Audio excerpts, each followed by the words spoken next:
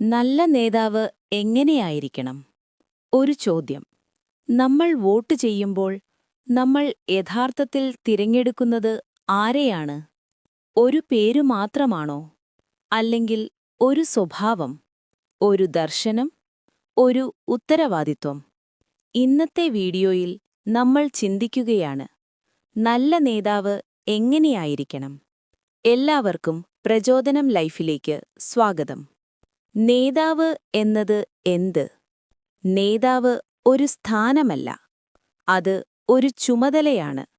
ഒരു നേതാവ് മുകളിൽ നിൽക്കുന്നവൻ മാത്രമല്ല, മുൻപിൽ നിൽക്കുന്നവനാണ്.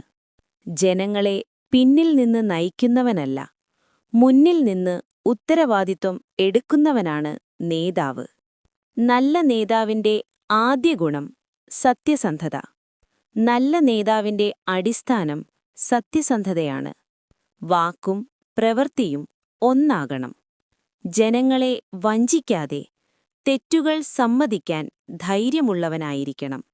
സത്യസന്ധതയുണ്ടെങ്കിൽ പിശകുകൾ ശരിയാക്കാൻ സാധ്യതയുണ്ടാകും. നീതിബോധം. നല്ല നേതാവ് എല്ലാവരെയും ഒരുപോലെ കാണണം. പാർട്ടി അടിസ്ഥാനത്തിൽ മാത്രമല്ല, മനുഷ്യൻ അടിസ്ഥാനത്തിലാണ് തീരുമാനങ്ങൾ. നീതിയില്ലെങ്കിൽ ഭരണം വികസനമല്ല, അത് അനീതിയുടെ സംവിധാനമാകും. അറിവും പഠനശീലവും. നേതാവ് എല്ലാം അറിയണം എന്നില്ല, പക്ഷേ പഠിക്കാൻ തയ്യാറാകണം. ലോകം മാറുന്നു, സമസ്യകൾ മാറുന്നു. അതിനനുസരിച്ച് നേതാവും മാറണം. പഴയ ചിന്തകളിൽ പിടിച്ചു നിൽക്കുന്ന നേതാവ് പുതിയ തലമുറയെ പിന്നിലാക്കും. ജനങ്ങളോടടുപ്പം. നല്ല നേതാവ് ജനങ്ങളിൽ നിന്ന് അകന്നു നിൽക്കില്ല. അവരുടെ പ്രശ്നങ്ങൾ കേൾക്കും, അവരോടൊപ്പം നിൽക്കും.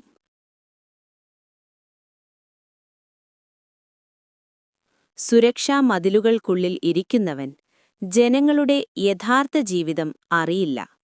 അധികാരബോധം വേഴ്സസ് സേവനബോധം. ചില നേതാക്കൾക്ക് അധികാരമാണ് ലക്ഷ്യം. നല്ല നേതാവിന് സേവനമാണ് ലക്ഷ്യം. അധികാരം സ്വന്തം നേട്ടത്തിനായി ഉപയോഗിക്കുന്നവൻ നേതാവല്ല, അത് ഭരണാധികാരിയാണ്. സേവനം ലക്ഷ്യമാക്കുന്നവൻ യഥാർത്ഥ നേതാവാണ്. നമ്മൾ എന്താണ് ചോദിക്കേണ്ടത്?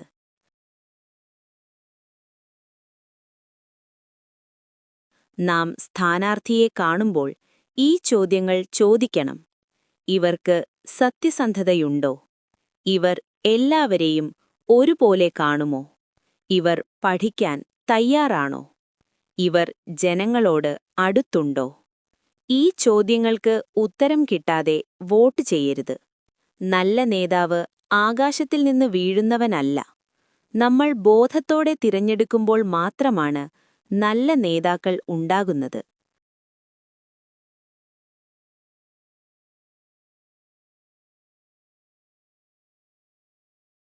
നേതാക്കളെ മാറ്റുന്നതിനു മുൻപ് നമ്മൾ ചിന്തിക്കണം. ബോധമുള്ള പൗരന്മാരുണ്ടെങ്കിൽ നല്ല നേതാക്കളും ഉണ്ടാകും. ബോധപൂർവം നല്ല നേതാക്കളെ തിരഞ്ഞെടുക്കുക.